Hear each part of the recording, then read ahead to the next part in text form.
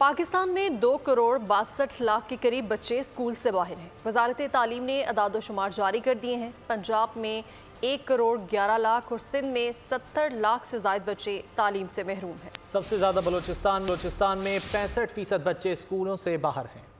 हाथ में किताबें ना कमर पर बस्ता, स्कूल से बाहर बच्चों की तादाद में तशवीशनाक इजाफा। वज़ारत तालीम ने तालीम से महरूम बच्चों के अदाद-ओ-शुमार जारी कर दिए। रिपोर्ट में इंकशाफ किया गया कि मुल्क में 2 करोड़ 62 लाख के करीब बच्चे स्कूल नहीं जाते। सिर्फ पंजाब में 1 करोड़ 11 लाख से ज़ायद बच्चे जहालत की तारीक वादियों में भटक रहे हैं। सिंध का हाल भी मुख्तलिफ नहीं, 70 लाख से ज़ायद बच्चे स्कूलों से बाहर हैं।